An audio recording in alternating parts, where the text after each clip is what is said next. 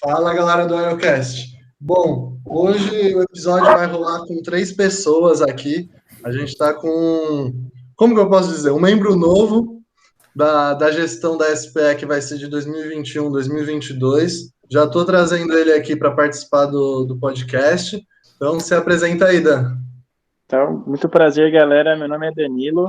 Como o Tineu já disse, eu vou entrar agora na gestão, estou embarcando junto com eles aí nesse podcast. E bora lá. Então, a gente está aí com um convidado, né, que é o João Pedro Patekoski, o Patê. Então, vou passar a bola para ele. Ele já foi membro do capítulo, então ele tem muita informação e muita coisa para agregar para a gente. E bora lá, Patê, se apresenta aí. Boa noite, boa tarde, bom dia, sei lá, galera, tudo bem?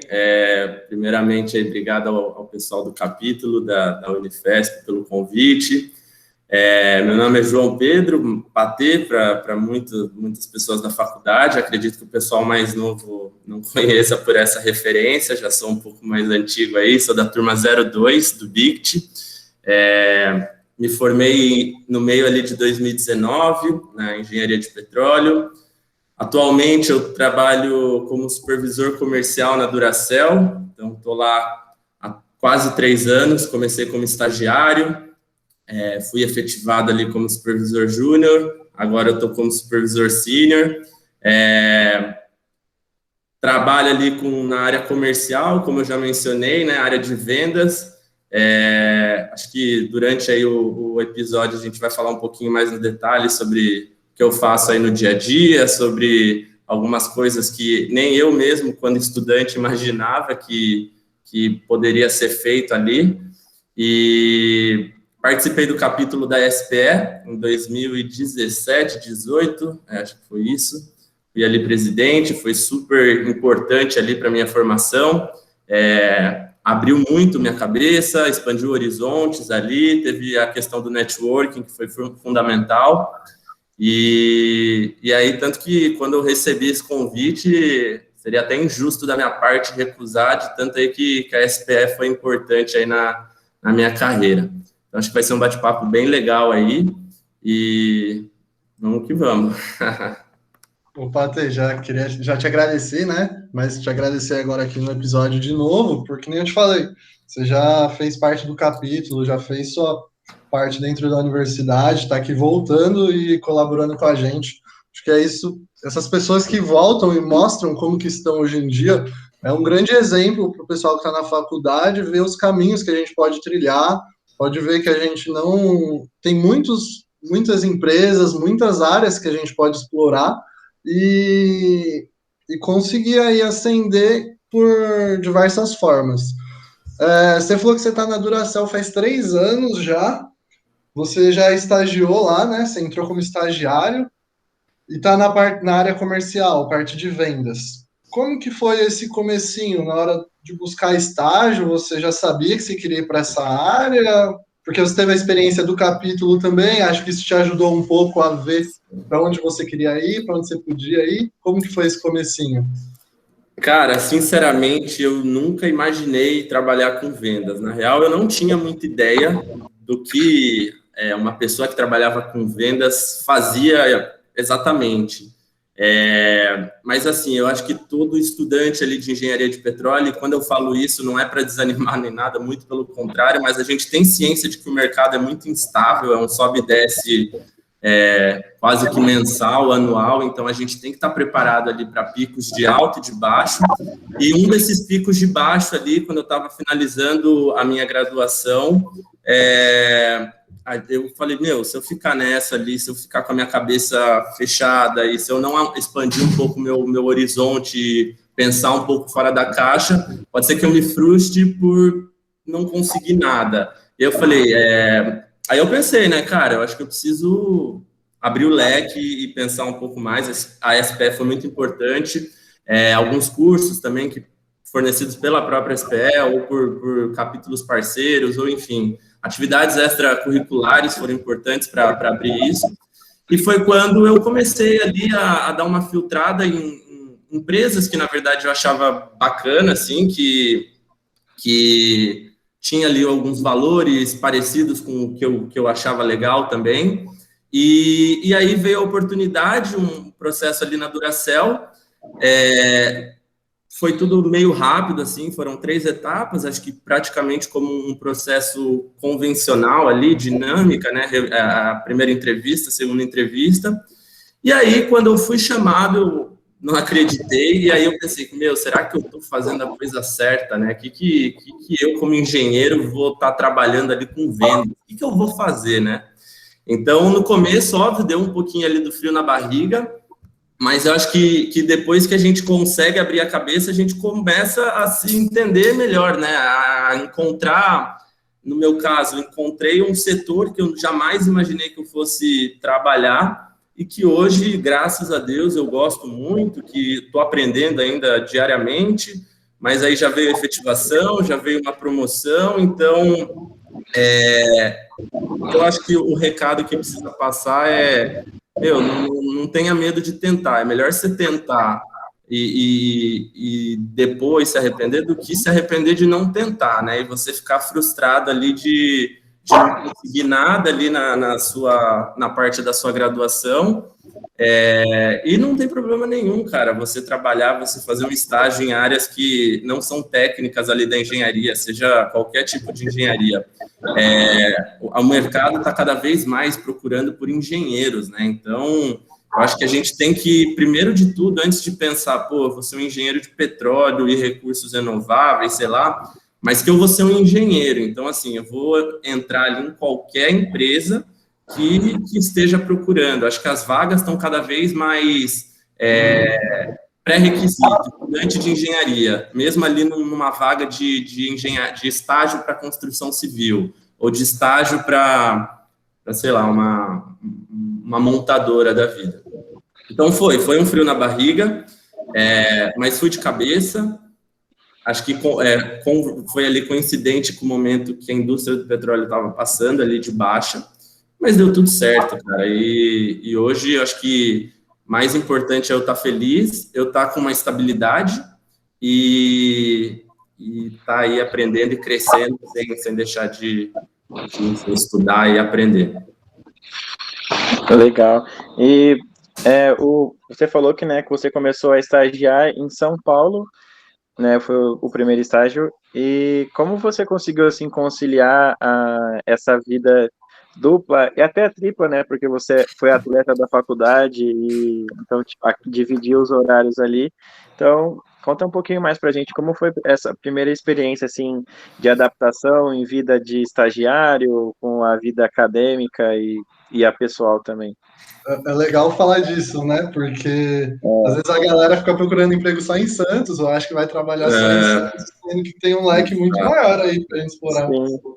Exato, não, exatamente, cara, e assim, para o pessoal ali que está no BICT ainda, ou no começo da engenharia, eu particularmente era assim, então não se culpem de você, no começo ali, procurar só coisa em Santos, porque eu pensava que assim, pô, eu estudo em Santos, eu vou fazer estágio ali, e aí você falava, aí quando você começa a entender que em São Paulo tem muito mais oportunidade, e você fica até maravilhado, assim, e com uma certa desconfiança. Você fala, mas será para São Paulo? Será que vai dar certo? Então, até respondendo o que o Dan falou, né, cara, eu acho que é organização, e é muito do que eu faço hoje no trabalho aqui, é você meio que deixar pré-definida ali, não, óbvio que uma rotina é difícil, as coisas mudam muito, mas ter uma ideia, pelo menos, de como vai ser seus horários, que horas você precisa sair de casa para chegar no trabalho no horário que precisa, isso em tempos normais, né? Não em tempos de pandemia. Mas você ter os horários ali, independente se for para ir até o escritório ou se for para trabalhar de casa, não, eu vou acordar esse horário, tomar meu café da manhã, trabalhar de tal horário a tal horário, e aí, ao mesmo tempo, você tem que encaixar nos intervalos. Eu acho que a vida de estagiário, cara, é uma das mais sofridas, porque é muito pesado, Você tem ali suas 6, 7 horas de trabalho, e você tem mais suas 5 horas de estudo, e você tem mais pelo menos umas 2, 3 para fazer a parte ali que a graduação necessita. Aí você tem que lembrar da sua vida pessoal, você tem que ter um tempinho ali para tomar sua cerveja, tomar o que quer que seja, fazer a social ali com seus pais, com a sua família. Então, acho que o ponto principal é organizar, ter ali uma agendinha de como vai ser seu dia, sua semana, para você não acabar se perdendo e não conseguir fazer nada direito. E é isso que você faz lá na Duracell hoje? Organização? Cara, fala um pouco, porque agora eu fiquei curioso, é. porque assim, ó, deixa eu te falar, porque que nem eu tô nesse processo de procurar estágio e tal, e, pô, a maioria das empresas abre vaga para engenheiro na área comercial. Sim. Só que parece que não é semelhante, não é a mesma coisa que você faz na área comercial em todas as empresas, e também tem diversos cargos dentro da área comercial, né? Não é um único cargo. E como que foi a sua experiência nesse sentido? O que é que você começou fazendo mais na prática, assim? Sim.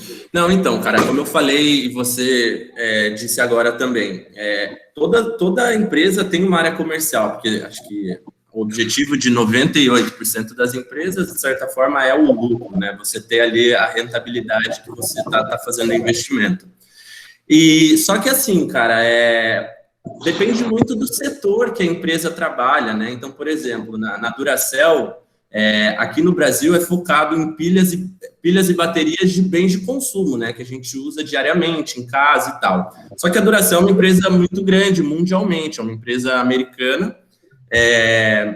e eles têm vários projetos ali, não só das baterias convencionais que a gente conhece, tem projetos de baterias para painéis solares, para armazenar energia solar, tem outros tipos de pilhas que aqui no Brasil não tem, então é um leque muito maior. Só que aqui, para você conseguir trabalhar na área comercial, acho que o primeiro ponto é você entender a categoria que a sua empresa faz parte. Então, no caso ali, bens de consumo. Como que funciona a categoria de pilhas e baterias aqui no Brasil? Isso, sinceramente, cara, acho que eu participei de algumas lives já, só que isso eu nunca falei. Como a gente está num papo aberto, eu, sinceramente, quando eu recebi a proposta da Duracell, eu fiquei um pouco preocupado. Eu falei, será que eu estou fazendo a coisa certa?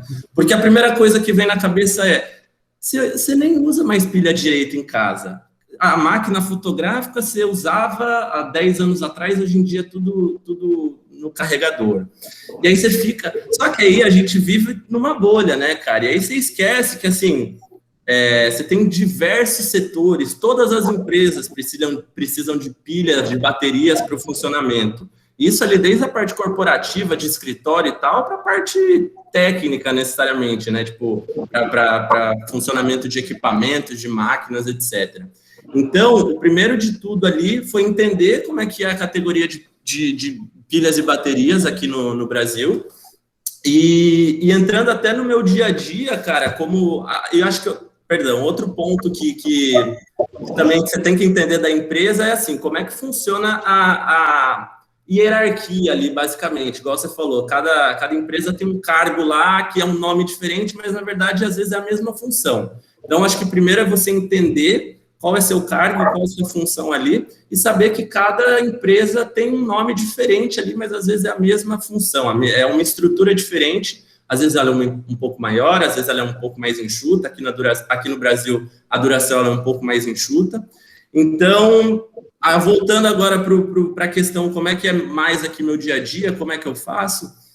Então, depois eu entender como é que funciona a categoria aqui, a gente fica numa regional, que a gente chama, tem uma gerência, e ali a gente fica responsável por uma carteira de clientes. Então, por exemplo, eu tenho colegas que trabalham na área comercial, mas numa outra empresa de energia, que não tem nada a ver ali com pilhas e baterias. Só que a vaga deles é muito parecido com o que eu faço, só que se chama ali, como é que se chama? É a relação ali com o cliente.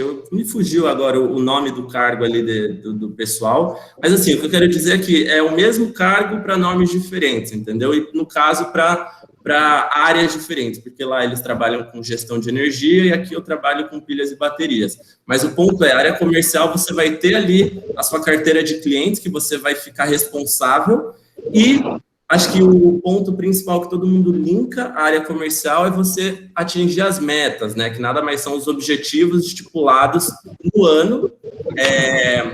E aí esses objetivos são vários, né? Que a gente tem. Não necessariamente ali você atingir o número que você, sei lá, precisa vender para o cara no ano. Mas você tem a questão de quanto de investimento que você vai dar para o cara no ano, qual o planejamento de ações para você chegar naquele resultado, quais são as tendências do mercado nesse ano, essa questão de Covid, aí de pandemia, as tendências mudaram muito de um ano para cá, perdão. Então, cara, você faz todo um planejamento, uma estratégia, e aí mês a mês você vai definindo quanto que você acha que você consegue bater da meta, para que chegar lá em dezembro ou a meta já esteja batida, que é o melhor dos casos, ou que esteja muito próximo de bater. Então, é basicamente isso. Então, você pode atuar tanto na parte de fazer esse planejamento, de traçar essas estratégias, quanto diretamente com os clientes, com as empresas que você vai ter contato, que são os clientes da empresa. Você pode atuar nessas duas vertentes. Exatamente. Lá na Duracell, particularmente, eu não tenho muita escolha, eu tenho que fazer as duas coisas. Tá? Então, como eu falei, por ser uma empresa um pouco mais enxuta em quantidade de funcionários aqui no Brasil, a gente acaba fazendo um trabalho maior que, como você falou, né? Isso poderia ser numa outra empresa facilmente dividido em duas vagas. Tá? Quando você entrou como estagiário, você já entrou nessa área fazendo isso? Então, aí acho que é um ponto que eu acabei comendo, né, no meio do caminho. Mas como estagiário, você faz muito mais a parte operacional de entender o processo da empresa, como é que funciona. Então, é mais a parte manual mesmo, a parte mecânica, e você vai aprendendo com base ali no seu gestor, para daqui, depois de 6 meses, 1 ano e meio, que você for efetivado, e aí você vai assumir um compromisso muito mais importante, que assim, cara, você não vai ficar só lá digitando, fazendo relatório de planilha, você vai ter que fazer todo o planejamento, porque esse cliente agora é seu, você não está ali mais de helpdesk, você está ali para dar a cara a tapa. Então, acho que é bacana isso, porque você tem 1 ano e 2 meses, no meu caso, como estagiário, entendendo a dinâmica da empresa, entendendo, sendo treinado ali, moldado para você, quando tiver ali a vaga de supervisor, você ter condições disso. Legal. E, tipo, você falou do estágio, né, tipo, que você entrou mais como um helpdesk ali, e, tipo, mas você chegou a se preparar para essa vaga, tipo, antes de entrar, ou você chegou, tipo, cruzão lá e, nossa, vou descobrir o que vou fazer e, tipo, aprender realmente na prática lá, ou você já levou algum pré-conhecimento, assim? Eu, tipo, acho que, tipo, isso é uma dúvida de geral, assim, tipo, pô, vou trabalhar numa coisa que eu sei fazer, ou vou, tipo, aprender lá, não sei. Cara, então eu não sei, eu não sei, acho que eu espero que seja uma notícia boa para quem estiver ouvindo ou assistindo. Cara, eu não sabia nada, e às vezes a gente fica muito preocupado, né, quando tá procurando estágio e tal. Eu preciso saber pelo menos algumas fórmulas de Excel, eu preciso saber pelo menos um pouquinho ali da parte mais técnica de composição química de pilha e bateria para você. Não, cara, não, eu óbvio que eu me preparei, quando eu fui chamado, né, depois da análise de currículo para a primeira entrevista, eu tive, sei lá, 2, 3 dias para dar uma estudada um pouco mais na empresa, na categoria, conversei com pessoas que trabalhavam ali no varejo, né, com bens e consumo e tal, que me deram uma dica, estudei um pouco a empresa, mas assim, eu não tinha ideia, tanto que foi muito louco quando eu falei, eu vou fazer isso mesmo. Tipo, às vezes eu precisava visitar cliente, às vezes eu precisava passar em loja, porque a gente vai conseguir atingir o objetivo ali de vender X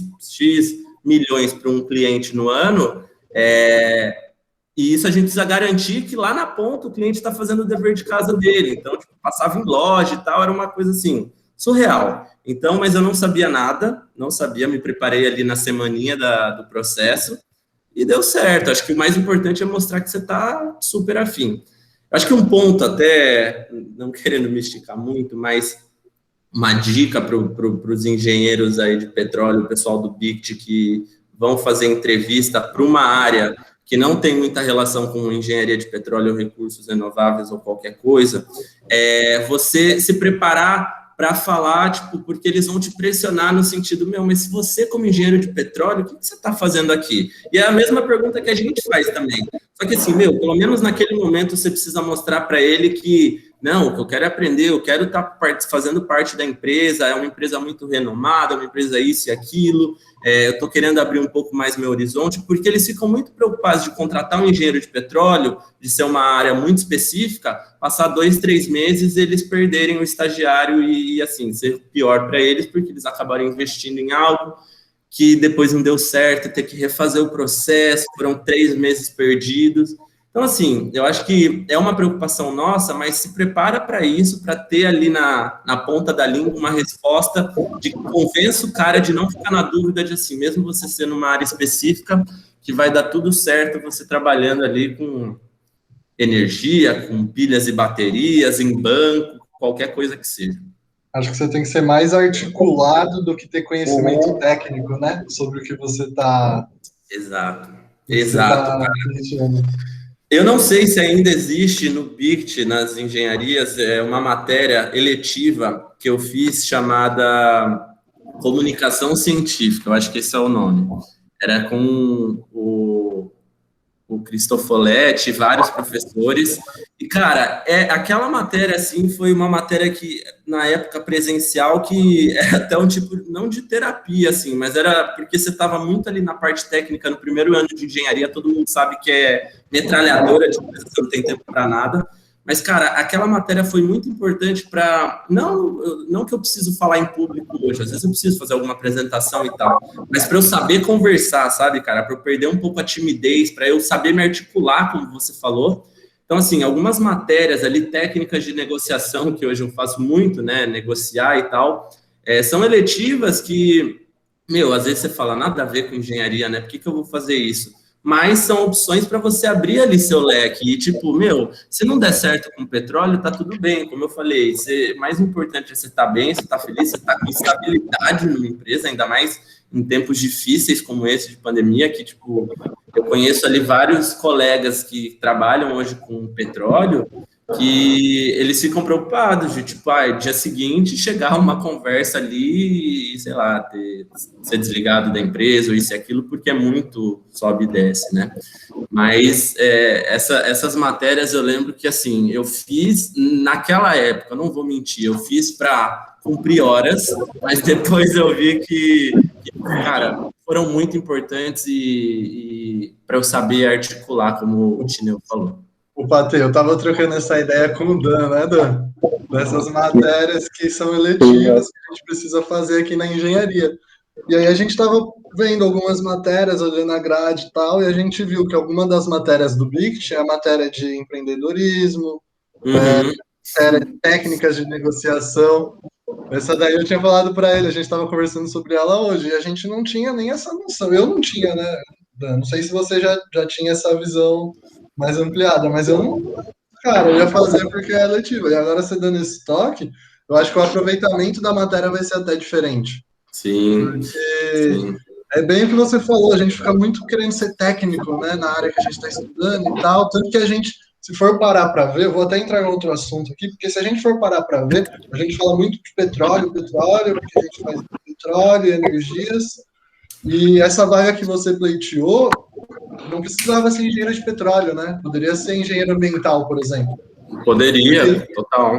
Isso foi um comentário que durante eu estava fazendo os podcasts, acho que 2, 3 pessoas me perguntaram, vai sair algum episódio de engenharia ambiental e tal. Eu acho que o pessoal até sente isso, que eu mesmo falo muito petróleo, mas você cursou petróleo, eu curso petróleo, e não necessariamente precisava de ser a engenharia em petróleo, né? Podia ser ambiental para pleitear essa vaga. Sim, sim. Foi como eu falei, cara. A maioria das vagas eles estão dificilmente rotulando de uns meses, anos para cá. Eles estão colocando estudante de engenharia. Porque, cara, eles querem uma pessoa que solucione problemas, e é isso que o engenheiro faz, seja qualquer tipo de engenharia. E outra coisa, até linkando com isso, cara, que assim, cara, e tá tudo certo também, tá tudo bem você querer trabalhar na área técnica de engenharia, e eu acho que é importante isso, né? Acho que o objetivo desse podcast, né, faço parte ali de outras organizações, como Até o Último Barril, a gente tem uma parte ali, o que existe além do óleo e gás para engenheiros de petróleo. O objetivo nosso não é convencer vocês, engenheiros de petróleo, a ir para outra área, né, para ir para uma área comercial, para uma área financeira ou qualquer outra empresa ali de outro ramo. Não, é só para tentar ajudar e mostrar caminhos de que o mercado, o leque é muito maior para um engenheiro. E até linkando com isso, cara, assim, hoje eu trabalho na Duracell, que é uma empresa de pilhas e baterias, todos os tipos de baterias, como eu falei, aqui no Brasil a operação é ali para pilhas e baterias de bens de consumo. Só que, cara, se um dia eu ainda quiser, e eu ainda tenho vontade, sabe? Tipo, eu tenho a curiosidade, na verdade. Eu fiz um estágio ali quando eu tive meu intercâmbio nos Estados Unidos, quando eu fiz ainda Ciências Sem Fronteiras, eu fiz um estágio de 3 meses mais na parte técnica, numa universidade lá que tinha uns laboratórios de elevação artificial e tal, foi bem bacana. Mas assim, eu fiz muito pouco, né? 3 meses só, então eu tenho a curiosidade de trabalhar na parte técnica. E a partir do momento que ali você entra numa Duracell da vida, que são pilhas e baterias, está numa área comercial que você não está atuando como engenheiro, mas depois é muito mais fácil, se um dia você ainda quiser, tentar conversar lá dentro da empresa, pleitear uma vaga na área técnica. A gente ali formado na Duracell, formado na Unifesp, como engenheiro de petróleo, mesmo que o título ainda seja só petróleo, mas a gente sabe que a gente tem um leque grande ali de recursos renováveis.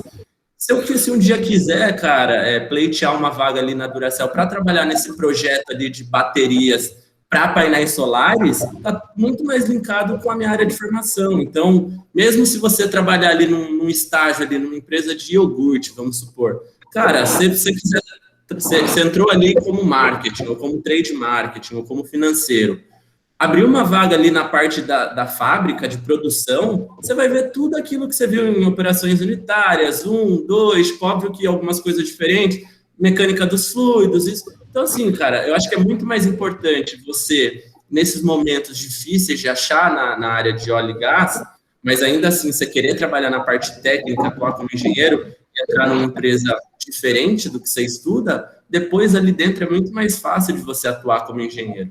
Isso existe, né, Patê? Eles abrem essas vagas técnicas para quem já é da empresa mesmo, né? Eles até priorizam, né, em muitos casos. Exato, cara. Assim, eu sei na Duracell, mas muitas vezes, pelo menos na Duracell, eles dão prioridade para quem é da empresa. Se, por exemplo, eu quero ir para uma área financeira, se eu quero trabalhar com trade marketing, abrir uma vaga, as primeiras pessoas a saberem são os próprios funcionários. E eu já vi vários colegas que trabalham comigo, que vieram de trade marketing, hoje estão no comercial. Então, assim, é muito um jogo de cadeiras ali que eu acho que é importante até para você descobrir o que você quer. Da hora. E, Patê, você falou do seu intercâmbio, né, que você fez o Ciências Sem Fronteiras, e, tipo, isso foi, o quão fundamental isso foi na sua vida, tipo, qual foi a diferença, assim, tipo, que você viu, assim, por exemplo, nos processos seletivos, que você deve ter feito alguns, o que foi o diferencial, assim, você ter feito esse intercâmbio, ter, tipo, o domínio de uma outra língua, o conhecimento que você adquiriu lá fora, qual foi, assim, na sua visão, o que você achou que foi, tipo, que te deu um diferencial, assim, em relação aos outros candidatos da vaga?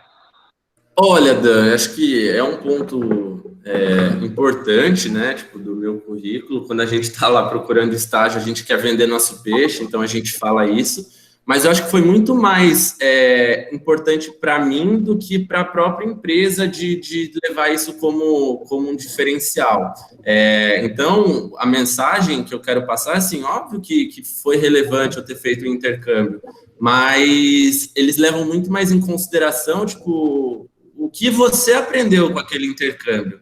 E a mensagem é, você não precisa fazer um intercâmbio para, tipo, entender e compreender as diferenças, digamos, sociais, as diferenças na própria faculdade. Então, assim, eu acho que o intercâmbio foi mais importante para mim, para eu entender que tem um mundo totalmente diferente, diverso, que eu preciso respeitar, do que a parte ali de eu ter feito. Acho que a língua, com certeza, né? O inglês hoje em dia é muito importante, foi importante, mas eu acho que muito mais essa questão de mostrar que eu sou uma pessoa aberta. Eu acho que as empresas estão cada vez mais tendendo para esse lado da diversidade, de você respeitar, porque acho que a empresa que não está fazendo isso, ou que não está levantando qualquer menor bandeira que seja, ela está ficando arcaica e ninguém está querendo trabalhar nela, né? Então, acho que o mais importante ali do meu intercâmbio foi essa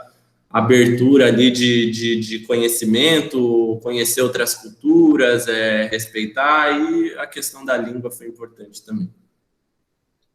Eu acho a mesma coisa. É o que eu estou sentindo, pelo menos nos processos, que eles não dão tanta importância para o que você realizou, o que você fez em si. É mais como que você lidou com essas experiências, né? Exato. Você pode ter um cara que fez um intercâmbio, mas ele não mostra aprendizado com esse intercâmbio, mas está lá no currículo dele 1 ano na Irlanda, 1 ano em tal lugar, e uma outra pessoa que participou de uma ONG como voluntário durante 6 meses, que conheceu diversas realidades, depende de como o cara coloca isso na entrevista, né?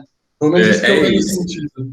É isso, cara, é isso, assim. Então, e até falando isso, não para não desanimar quem, de certa forma, não teve a oportunidade de fazer o intercâmbio. Porque, assim, eu tive a oportunidade porque foi um programa ali do governo. Eu, particularmente, eu acho que não teria a possibilidade de fazer o intercâmbio por conta. Então, até para não desanimar essas pessoas que não têm oportunidade, cara, eu acho que é muito mais você dar uma estudada, ler e abrir sua cabeça para chegar na entrevista e mostrar que você não fez intercâmbio, mas você tem ali, é uma pessoa open culturalmente, né? Sim, você falou sobre vender o peixe agora há pouco, né? Pô, quanta galera que participa até de monitoria, de projeto de extensão na própria Unifesp, tem que chegar e vender isso para a empresa, né? Que você está pleiteando a vaga, falar, pô, conheci uma realidade completamente diferente e vendendo isso. Tem gente que faz IC no Pesca, no Instituto da Pesca, aqui em Santos. Então, tipo, a galera passa por um monte de experiência. E eu vejo que nem sempre eles vendem isso para os outros. Fica acostumado, acho, não sei se é por causa que na realidade da Unifesp muitas pessoas passam por isso, ou é monitor, ou faz um IC e tal, e não vende isso. E às vezes tem a bagagem, só que não mostra, né? Eu vejo isso acontecer bastante. Exato, cara. Eu acho que isso acaba quando a gente está ali na faculdade 3, 4, 5 anos seguidos, até já cansado, né, cara? Vira algo normal, né? Algo corriqueiro. Só que, cara, você fazer uma IC, você fazer uma monitoria, você participar de uma gestão de capítulo, de atlética, de empresa júnior, cara, mostra o quanto que você sabe lidar com o diferente, né? Sabe não só lidar com o diferente, mas você ter a paciência ali no caso de uma IC, de tipo, é 1 ano que você tem que fazer pelo menos ali para um projeto, para você fazer os testes, ver resultado, ou no caso ali de uma monitoria, você ter a paciência, né? Acho que isso, cara, as empresas querem pessoas pacientes para, tipo, daqui a pouco, quando você for efetivado, eles querem que você tenha paciência também para ensinar o seu novo estagiário, a nova pessoa que vai entrar no seu lugar. Então, mas eu entendo isso, porque eu acho que naquela época era tão normal, né? Tipo, pô, participava do capítulo, da Atlética e tal, mas às vezes eu não me preparava tão bem para falar isso, falar, é algo muito importante, né? As empresas querem saber isso, querem saber se você é uma pessoa organizada, paciente, proativa. Até a sua relação com o orientador, né? Você ficou 1 ano lá fazendo IC, e aí, você teve conflito, você teve aprendizado? Acho que dá para explorar muita coisa com o que a gente faz, e a gente deixa de explorar, né? Ficar enchendo muito o currículo. Eu falo porque eu tinha esse receio antes, né? Eu queria muito encher o currículo de coisas que achava que era importante, que a empresa ia ver meu currículo e ia falar, puta, esse cara é bom por causa dessas coisas que ele fez. E não é bem assim, né? Pera lá. Não precisa Não, disso. é isso, cara. Até entrando ali nessa questão que você falou do currículo, até estava lembrando um episódio que aconteceu há um tempo atrás na Duracell. Eu acho que, não sei se é claro para todo mundo, mas a questão de currículo, como você monta o currículo e como você direciona ele para cada tipo de vaga é fundamental, né? Porque não adianta, óbvio que você vai ter um currículo base ali, mas não adianta você mandar esse mesmo currículo para todas as empresas, que eu acho que vocês já estão procurando, vocês estão cansados de saber que não dá em nada, infelizmente. Então, cara, uma dica até que, não uma dica, mas um episódio que aconteceu recentemente na Duracell, teve uma candidata lá para uma vaga, e ela foi tão esperta nesse quesito de formular o currículo para aquela vaga, para aquela empresa, no caso a Duracell, que ela colocou, tipo, o formato de currículo como uma pilha. Então, assim, cara, já matou o RH, né? Que sacada. Exato. O RH já amou ela de primeiro momento, porque, tipo, tava no modelinho ali de uma pilha e tal, polo positivo, polo negativo. Falou, meu, genial, porque a pessoa já mostra que ela tá querendo aquela vaga. Então, meu, assim, isso é besta, é básico, mas, cara, tenta manejar o currículo, é chato, tem que ter paciência. Mas para aquela vaga, para aquela empresa que às vezes você ganha muitos pontos, né?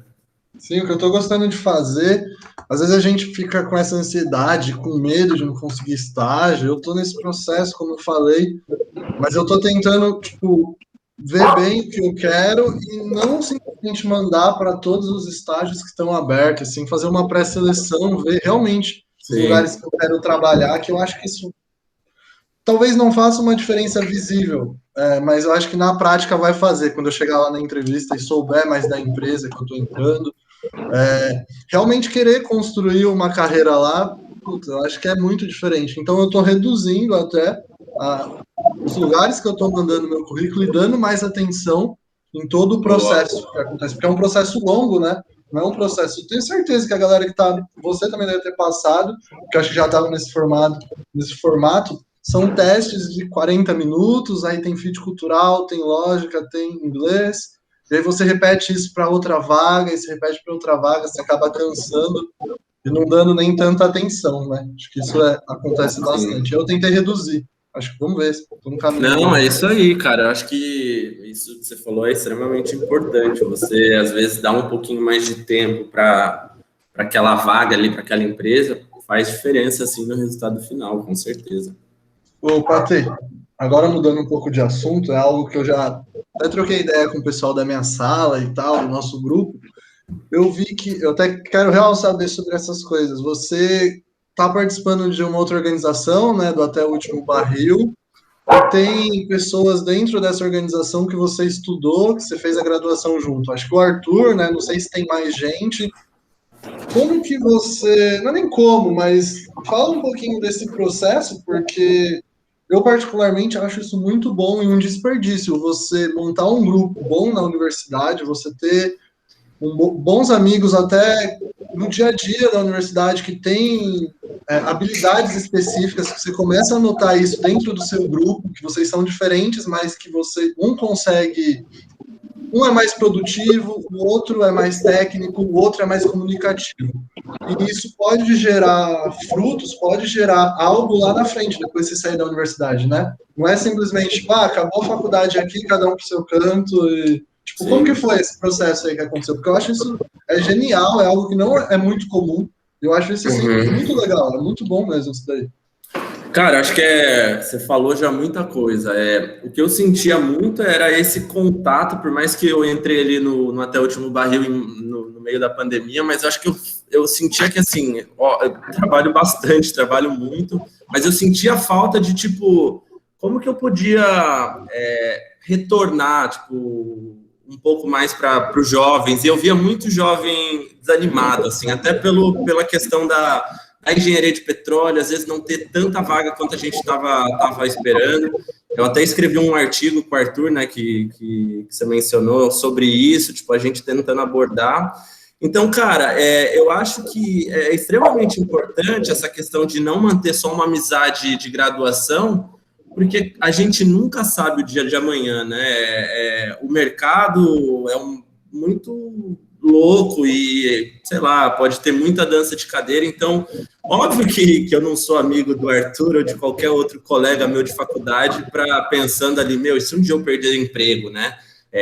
Posso... Mas, cara, é extremamente importante também você ter ali as pessoas que, tipo, quanto mais, mesmo depois de formado, mesmo depois de trabalhando, quanto maior for sua rede, seu networking, cara, menos você precisa se preocupar de um possível desligamento futuramente, ou uma possível crise, porque, cara, é muito importante você ter esses contatos e além de ter esses contatos, como eu falei, eu senti um pouco de falta dessa junção ali de pessoas que têm um interesse ali de sabe, dar um pouco a mais ali para a galera, para os jovens, para a sociedade. Então, foi mais ou menos isso. O processo foi, falando até do Até o Último Barril, cara, foi um grupo ali de 4, 5 amigos que começaram vendo justamente essa problemática de, tipo, tá meio chateados, assim, que vários amigos, colegas não estavam conseguindo ter ali uma carreira legal, ou estavam desanimados, ou isso e aquilo.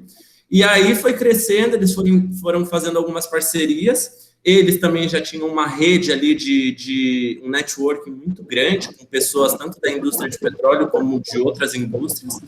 E aí foi crescendo, eles foram fazendo parcerias ali com o Brasil Energia, com revistas e tal, e foi crescendo e aumentando a demanda. Eles falaram, cara, acho que a gente precisa aumentar o time porque a gente não está dando conta. E aí foi que rolou, né? Rolou até um mini processo seletivo. Aí eu falei, cara, participar de um processo seletivo de novo. Mas aí eu falei, não, mais do que isso é a vontade ali de estar com uma galera legal, de estar com uma galera empenhada, né?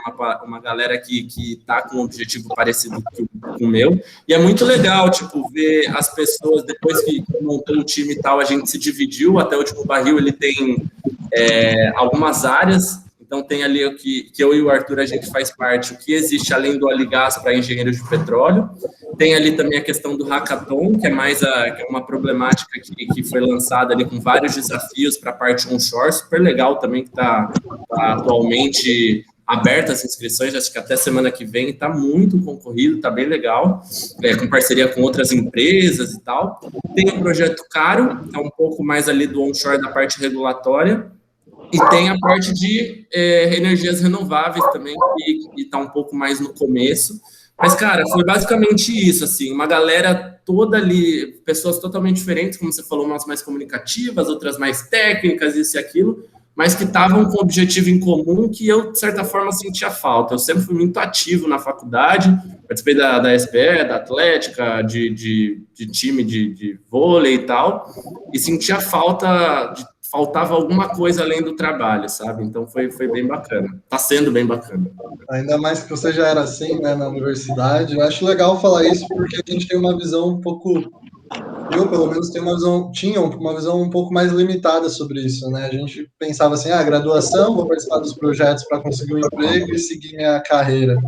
E quando eu vi vocês fazendo isso, me deu um start bem legal, porque você pode continuar com esses projetos depois, né? E ainda mais porque você percebe isso, sei lá, na sua sala, na sua universidade, você consegue perceber essas pessoas com essas características que pode ter potencial em montar alguma coisa junto depois, pode ir evoluindo isso até para uma empresa ou alguma outra coisa. Exato. Mas pensando numa organização que é algo até mais próximo, tipo, algo mais próximo de um projeto que a gente está fazendo, eu achei essa sacada aí muito legal, eu curti mesmo.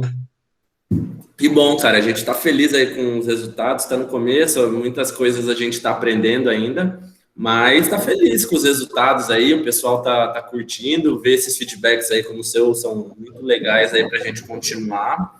E é algo, como eu falei, né?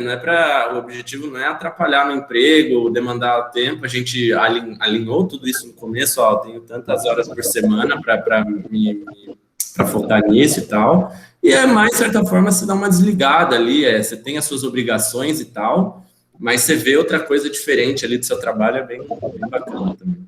Sim, e os desafios ainda estão abertos, né? As inscrições, pode falar aí, se o pessoal quiser se inscrever. Estão abertos, exatamente. Fecha exatamente daqui uma semana, fecha no dia 31. são 15, acho que agora eu fiquei na dúvida, 15 ou 16, mas acho que são 15 desafios, são várias empresas ali do setor de energia que colocam desafios, né, que são desafios reais, e em contrapartida, algumas delas até oferecendo vaga de estágio e tal, mas assim, acho que independente se oferece vaga de estágio ou não, cara, só de você demandar ali o cara, você ser notado, você ver que você está ajudando por um problema real de empresa, você já fica pelo menos ali metade realizado de estar fazendo um negócio saindo ali do aprendizado da sala de aula, né?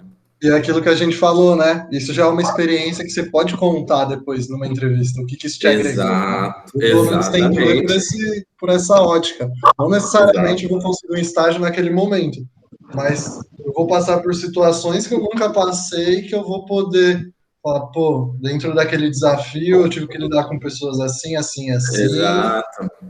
Teve alguns problemas que tivemos que resolver em conjunto e tal. Acho que o caminho é esse. E é legal a galera participar disso, que conhece gente da indústria, conhece gente de outros estados, né? Ainda mais agora, com tudo online, eu venho fazendo contato com, tipo, engenharia de petróleo do Nordeste, do Sudeste, de tudo quanto é lugar. É isso, cara. Acho que isso é fundamental ali, você, até mesmo para as pessoas mais tímidas e tal. A ideia não é, tipo, você falar com todo mundo toda semana, mas é legal você ter um contato ali com a galera diferente, até para você ir se situando, né, num futuro ambiente de trabalho que são pessoas que você nem conhece.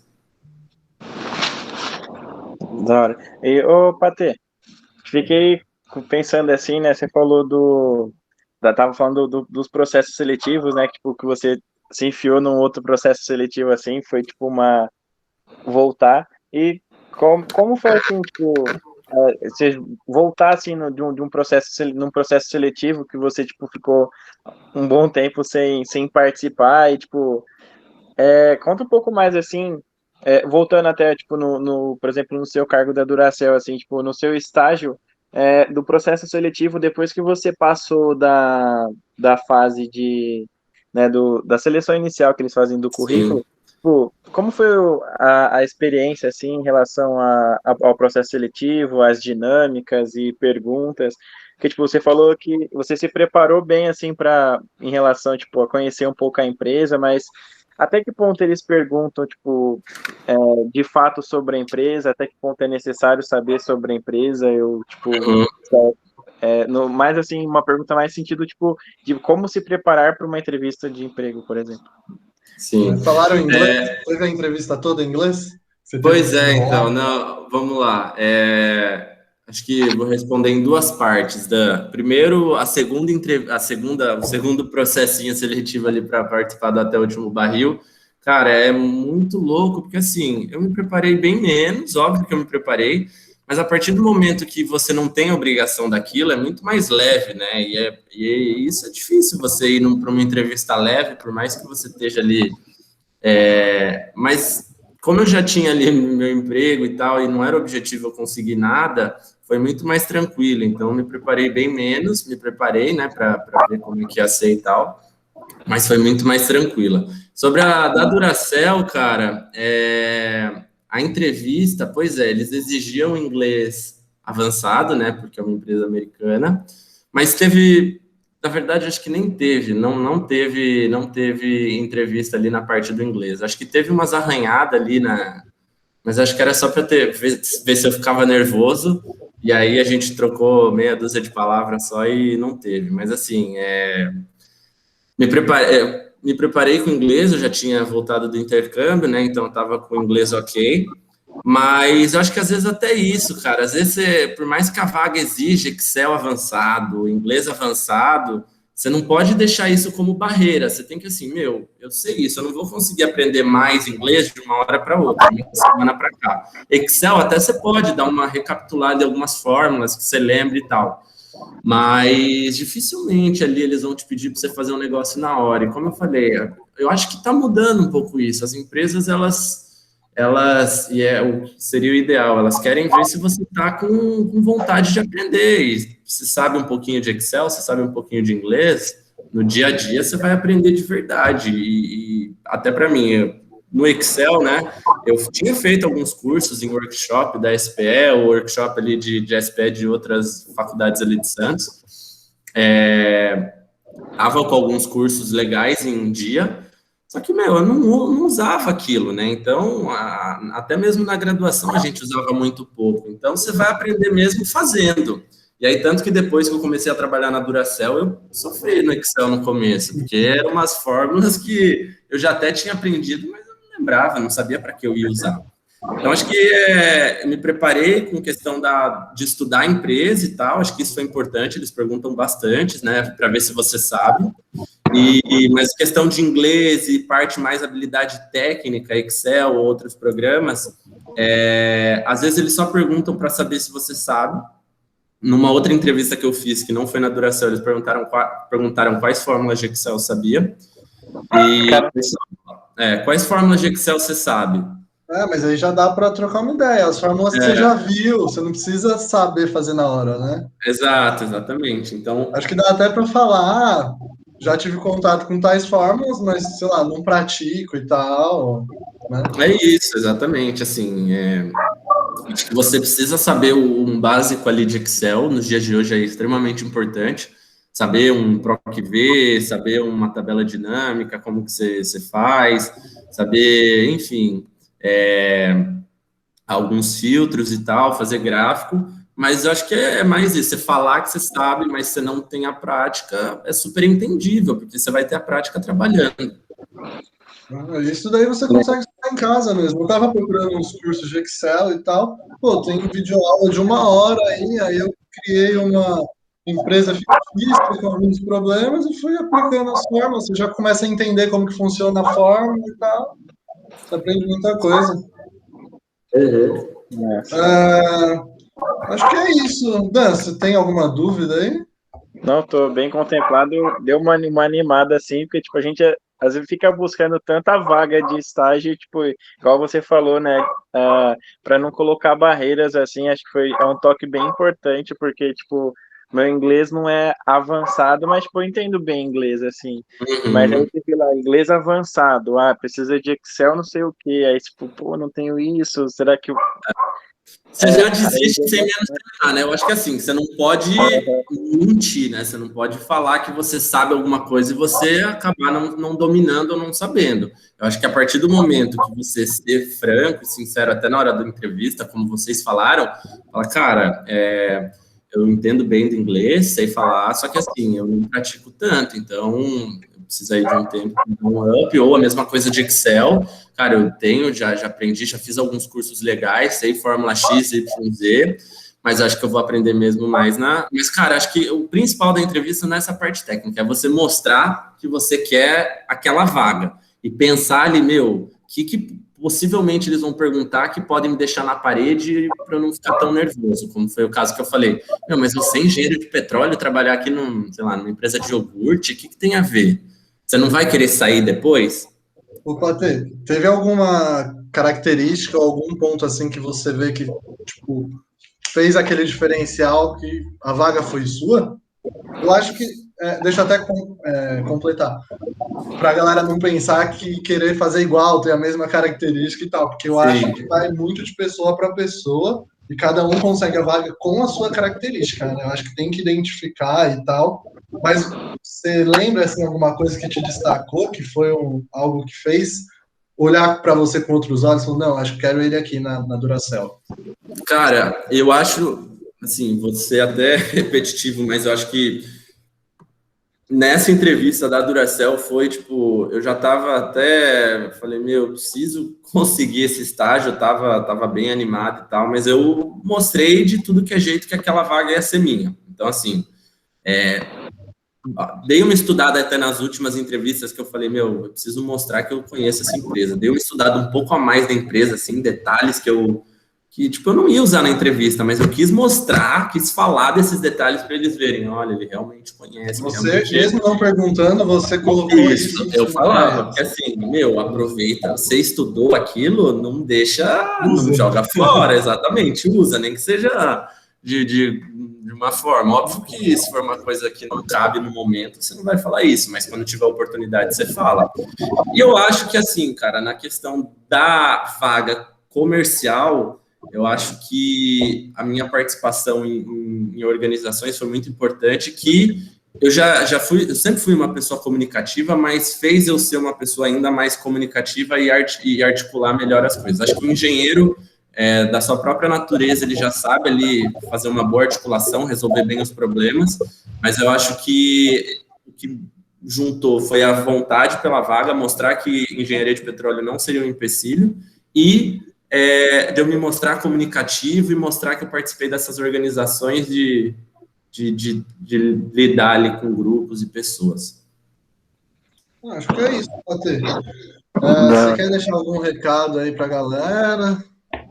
Deixa seu LinkedIn depois que eu ponho na descrição junto. Boa. Não, cara, eu acho que assim, foi super legal o bate-papo, agradecer novamente aí ao capítulo da SPE.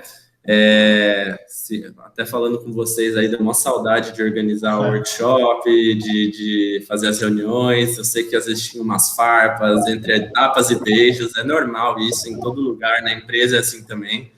Mas, cara, aproveita o momento aí da graduação para você abrir um pouco mais a cabeça, pensar fora da caixa, abrir o leque, ver que tem um mar de oportunidade, que vocês estão se formando aí, por mais que nem todo mundo que esteja ouvindo seja na Unifesp, mas, assim, a Unifesp é uma baita universidade, e mesmo outras pessoas aí, acho que você tem que mostrar que você está fazendo ali todo um esforço de fazer o curso de engenharia de petróleo.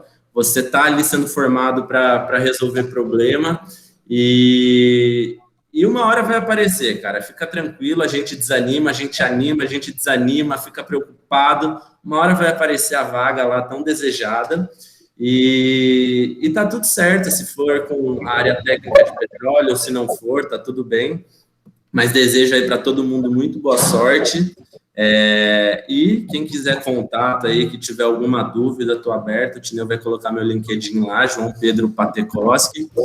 E valeu, gente. Obrigado aí mesmo pelo convite. Que eu puder ajudar a SPE, a Unifesp, o IMAR, eu estou à disposição. Beleza. Obrigado mesmo, Patê. Foi bom revê-lo. Faz um tempo que não conversávamos. É isso aí. Gostei muito do nosso bate-papo. Fiquei bem animado assim. Agradecer ao Tineu também pela oportunidade, pelo convite de participar desse primeiro episódio, assim, então fiquei muito feliz, muito obrigado, é isso aí. O Patê, o Dan entrou agora, né, na gestão, a gente ainda nem terminou. Recebeu um e-mail lá de confirmação, eu já mandei no WhatsApp, falei, Dan, é o seguinte, tem uma gravação agora, quer participar? Pode ficar tranquilo, já super avancei. Não, te deu, demorou, vou lá. Boa, demorou, vem cá pro bate-papo.